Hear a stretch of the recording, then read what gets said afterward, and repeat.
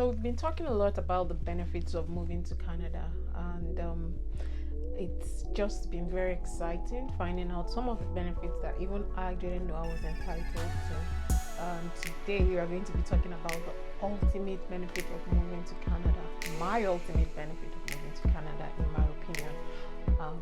We're going to be talking about that. I know I'm jumping the gun a little, but hey, I'm excited.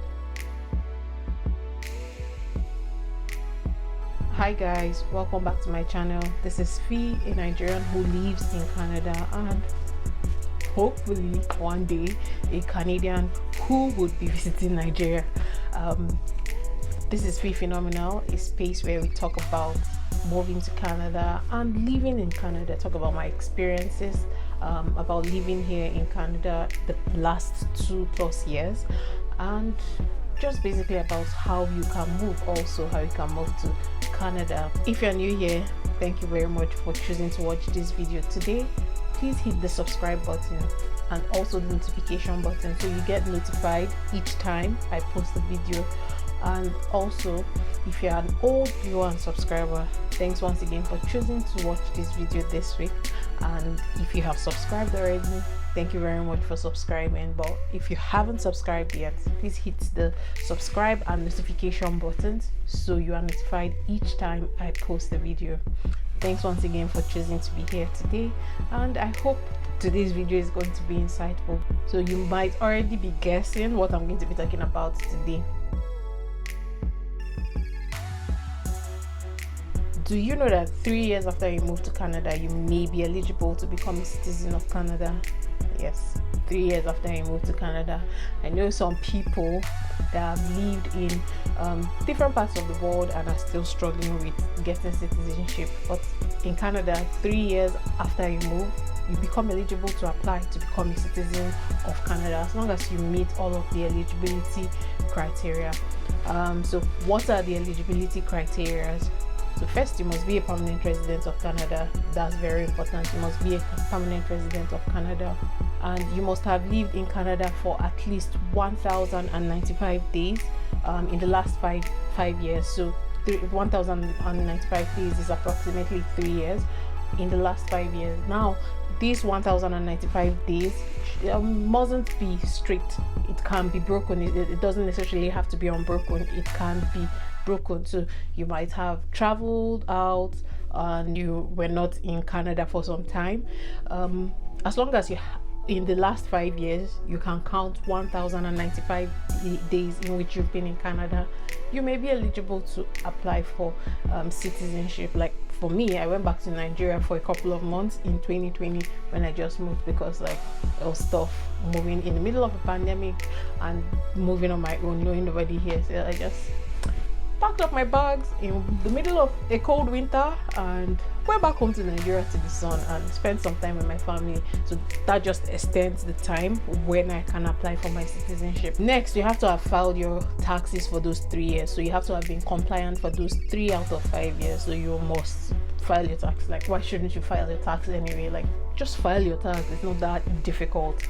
So out of those 5 years, you must have filed three tax years. In 3 tax years, you must have filed your tax return. Then you must also pass the citizenship test and interview. So after you apply, they would invite you to write a test and then interview you, and boom, if you pass all of that, doom, Canadian in the making. And then you also have to be able to prove that you can speak one of the 2 official languages. This time, unlike with the PR process, you don't necessarily have to write a language test. You don't have to write IELTS to prove that you can speak English, or you don't have to write any language test to prove that you can speak English or French. You just need to show a certificate from a post-secondary institution indicating that you studied in either English or French and that you passed and you were successful in, and they gave you a degree. So that's all you need to prove. You don't necessarily have to write a language test anymore. So you submit that and voila, if you pass,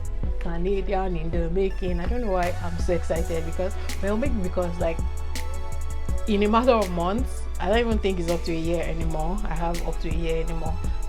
I would become eligible to apply for my citizenship. So I'm kind of very excited, because the prospects about getting the Canadian citizenship. I mean, that blue pali, that paper, that blue passport is whoosh, it's very, very enticing. So if you meet any of all these eligibility criteria, like you have to meet all of them to become eligible to write the exam and pass, and then you're invited to your Canadian oath taking ceremony, and boom, you become a citizen of Canada. I have like a couple of friends that became citizens this year. Like, I'm so excited for them because of the opportunities that having that passport brings to them. Like, if you decide that you don't want to live here anymore, you're a Canadian citizen, it makes it easier for you to move anywhere you want to move to. And if you decide that, oh, I want to become a tourist and be flying around the world, that passport gives you access to a lot of countries. You can move whenever it is that you can just wake up. Like, I remember in Nigeria, like wanting to travel somewhere, I would plan months ahead because like I had to get my visa. After getting my visa, I would now have to gather money to buy the ticket. Like with the economy in Nigeria, I'll now have to gather money to buy my ticket and get on a flight to go wherever I want. But right now, I can't wait to get that passport. Anytime I decide that I want to go somewhere, I can just stand up and with that passport, I can sneak into that country.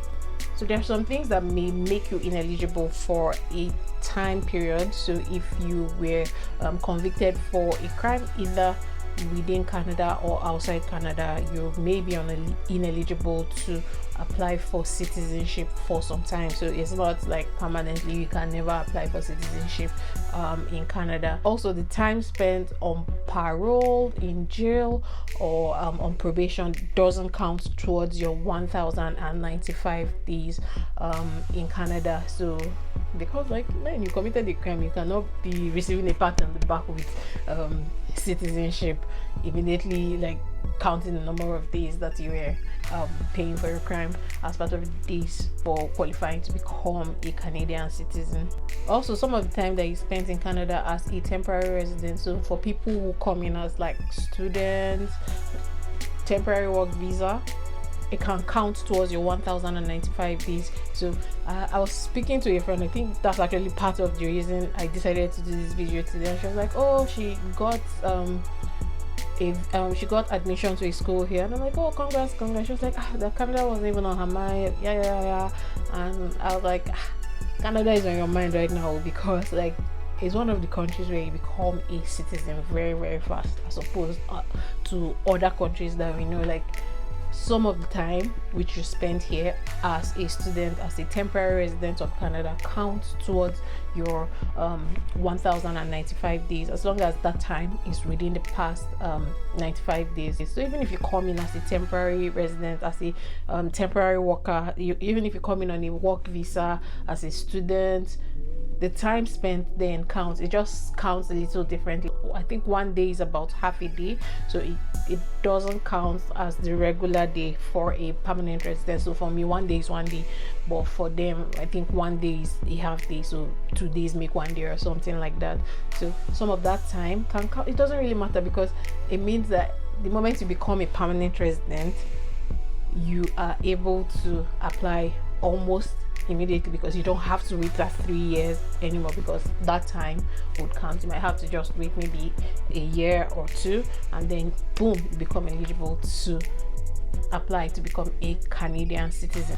Once you become a citizen, you get all of the benefits, all of the obligations, all of the rights, all of the responsibilities of being a citizen. So I've said before that as a permanent resident of Canada, you get almost all of the benefits which citizens qualify for. So when you become a citizen, you qualify for everything that citizens qualify for. They are able to vote and be voted for. So right now I cannot vote. In the last election last year, I was unable to vote. I didn't even know, like I knew like election was around the corner, but I didn't even know what was happening until I went out and I like, oh, so cars everywhere. I'm like, what's going on?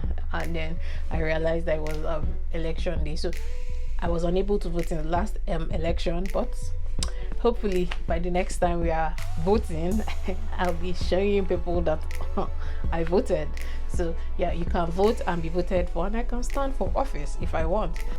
And then you are also able to get some of the high clearance jobs which you might not be able to get as a permanent resident. So as a permanent resident, there's some jobs with high security clearance that you would never be given, like they would never give it to you, it's only given to a citizen. So these are some of the differences between citizens and permanent residents. If not all, basically everything that the citizens get, like almost everything that the citizens enjoy, you enjoy as a permanent resident. But becoming a citizen opens you up to much more opportunities. Like you don't even have to become a citizen of Canada if you don't want. That's the actual truth. You can decide, oh, I'm not interested in being a citizen, and just make sure you maintain your permanent residency status. Like that's literally all you have to do. You just make sure that within 5 years you're in Canada for 730 days. So that's about 2 years.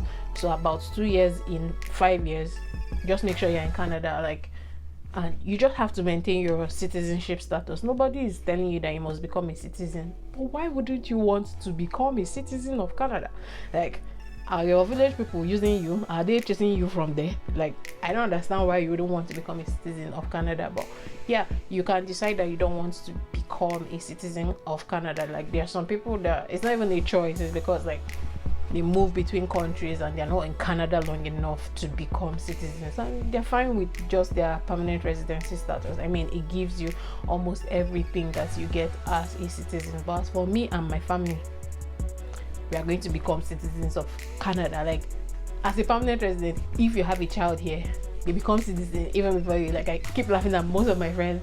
Look at you, you are still a Nigerian, your child is a citizen of Canada. They moved here, I mean, they were born after you moved here and they're already citizens of Canada. So like, it's just a whole beautiful opportunity to move to a country, and 3 years later you know that you're not fighting for your status in the country, you're not running from the law. As long as you do what you're supposed to do, it's just a process that is people friendly, people oriented, basically, in my opinion. For those that come in with their kids as permanent residents, so their kids were born elsewhere but they moved as permanent residents with their parents, the kids don't necessarily have to write an exam. In some situations they might have to attend an interview. So if they're under the age of 18, they don't need to write an exam. But if it's necessary, they might be invited to interview. So the whole process is just seamless and simple. So why wouldn't you want to become a permanent resident and know that 3 years after you land, you become eligible to become a citizen of one of the greatest countries in the world? Like, did I get my blue passport? I'll just be showing you people up and down. So that's all I have to say today. It wasn't going to be a really long video. It was just going to be about citizenship, basically. Get your permanent residency and become a citizen of Canada. So move to Canada, we're waiting for you. Thanks guys for watching today. My name is Fee once again. Please do not forget to like, please do not forget to share, please do not forget to comment on this video, and please do not forget to follow me on social media. As always, the handle is Fee, PH_EE,